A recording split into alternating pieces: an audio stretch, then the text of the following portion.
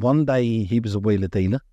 The next day he wasn't. He just didn't want to do it anymore. And he didn't want a part of that world. He didn't want a part of my life. He wanted to do his own thing. And there's nothing I could do to change that. You know, I cried the day he left. Cried my eyes out. I had a conversation with him on the phone. When that was over, I cried my eyes out, saying, you know, how much I'm going to miss him. Wheeler Dealers first aired in 2003 with a premise so simple it almost shouldn't have worked. Find a car worth saving, buy it on a budget, fix it properly, sell it, and see if you made a profit. No celebrities, no gimmicks, just cars, tools, and a deal to close. What nobody expected was that this straightforward formula would still be running more than 22 years later. And the reason it lasted had everything to do with the two men at its center. Mike Brewer had been in the car trade since he was 15. His father worked in customizing, and by the time Mike made his first TV appearance, he'd already spent years buying and selling at London markets, opened the biggest 4x4 center in the south of England, and built a reputation for finding value where others didn't. A television producer tracked him down through a phone call he nearly didn't take. By that point, Mike had already been living the show before it existed. Standing beside him in the garage was Ed China, the mechanic who made every repair look both achievable and genuinely interesting. While Mike handled the hunt and the deal, Ed took care of everything once the car reached the workshop. He had a calm, methodical authority that viewers trusted immediately. It didn't matter whether the car was a cheap daily driver or something rare and complex. Ed approached every build with the same focused precision, and the audience could feel it. Together, they gave the show its identity. Mike's restless energy at the auction, Ed's quiet control in the garage. The contrast worked, and it felt completely natural. Fans didn't just watch Wheeler Dealers for the cars, they watched it for the two of them. Season after season, the show grew into a global hit. But as it got bigger, the production around it began to shift. Budgets grew, schedules tightened, and the simple garage format that had made it special started to change in ways that didn't sit right with everyone involved. For a long time, those tensions stayed behind the scenes. That didn't last.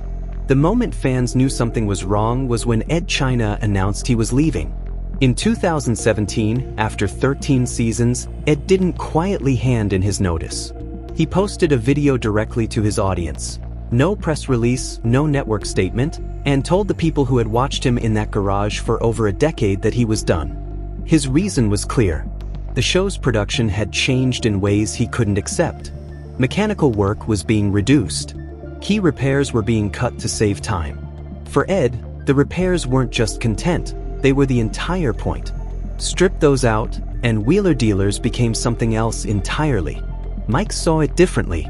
He believed the show had to evolve to survive, even if that meant changing how it was made.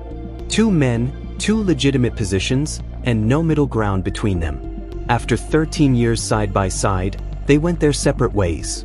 Publicly, Mike kept his response short, describing Ed as a guy who left his job. It sounded almost dismissive, like there was nothing more to say. But that short answer wasn't the full picture. During a podcast in 2024, Mike spoke more openly than he ever had before. He admitted he was in tears when Ed left. He felt that Ed had used the platform Wheeler Dealers gave him to build his own name and brand, then walked away once he was established enough to do so. Mike also revealed that the two haven't spoken in years.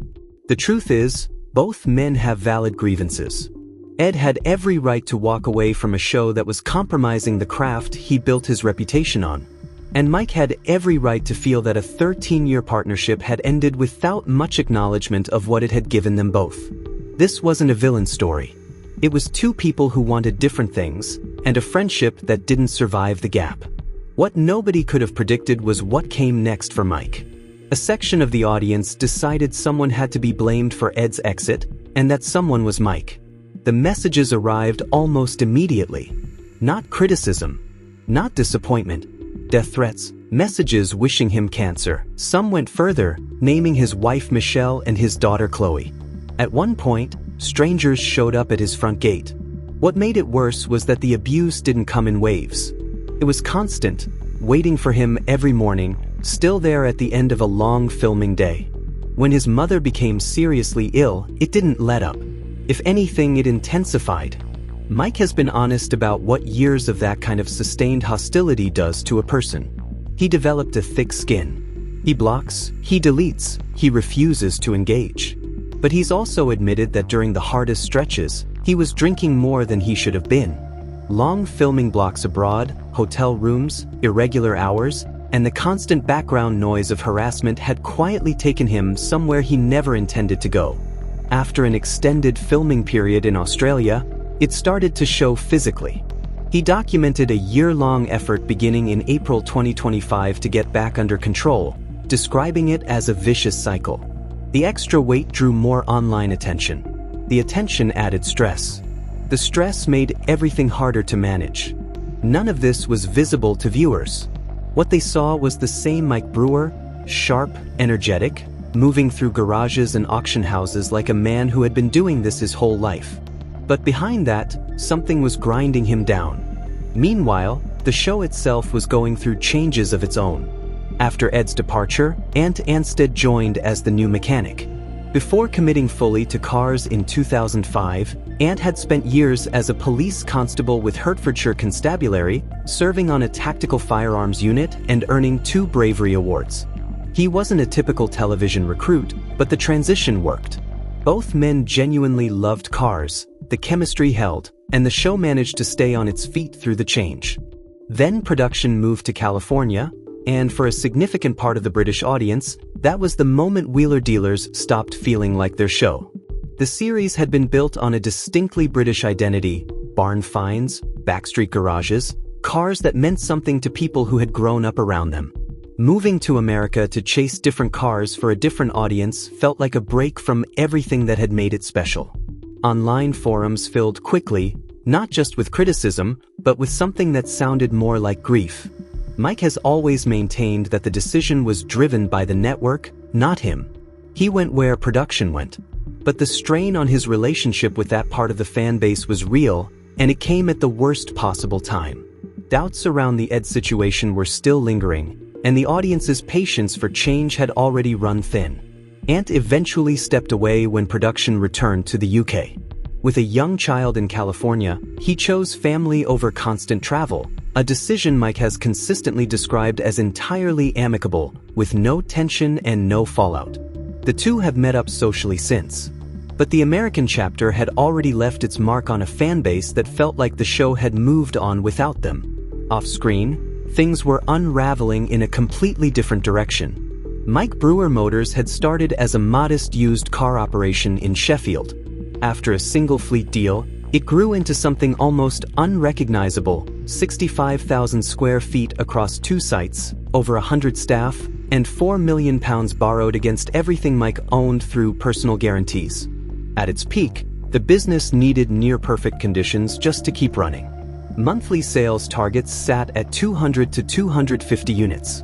Moving stock between sites alone cost £200 to £300 per vehicle. Through all of it, Mike and Michelle paid themselves almost nothing, around £1,200 a year on average, with a single £20,000 dividend across the entire 15-year period. The numbers never really worked. And when the 2025 Labour government budget raised employer national insurance contributions, a business carrying over 60 staff had nowhere to absorb the hit. That increase, stacked on top of insurance premiums that had jumped from £3,000 a year to £13,000, rising energy bills, and platform listing fees that kept climbing with no real competition to keep them in check, it was the final weight that broke everything. Mike Brewer Motors closed. 60 people lost their jobs. He shifted to a leaner model, One Automotive in Warwick, a smaller self-funded setup, around 60 cars, targeting 20 to 30 sales a month, no debt, no borrowing. Something he and Michelle could finally control.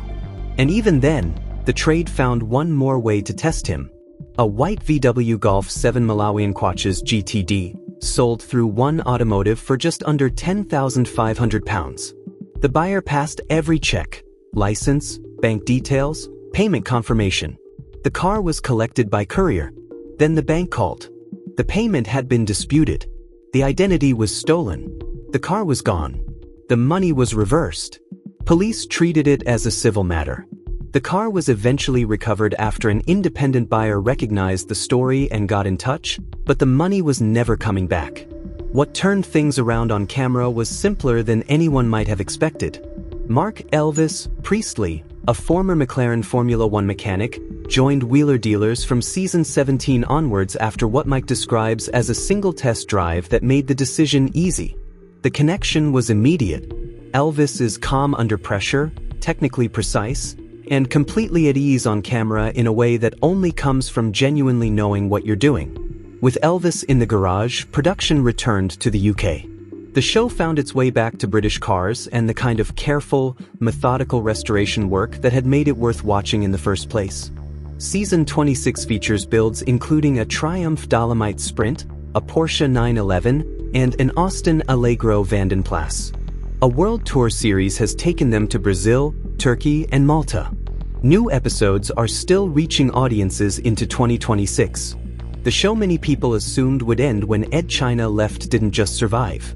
It found a second wind. After everything, the co-host exits, the online abuse, the collapsed dealership, the fraud he did everything right to prevent, Mike Brewer's relationship with the car trade hasn't changed. When asked recently whether someone should get into it in 2026, his answer was an emphatic yes. Start small. Use social media not as an extra but as a core part of the business. Control your costs before you think about scaling. Know the difference between a business that works for you and one you're working for. Build a team you genuinely trust, because everything else depends on that. At 64, he's also clear about what's shifted. Mortality, he says, is now in front of him in a way it wasn't before. Time feels different. He wants more of it spent with Michelle and less of it in airport hotels. In 2022, he took a 32-day road trip across Europe with her, his first real break in 26 years, and called it the best 32 days he'd had in all that time.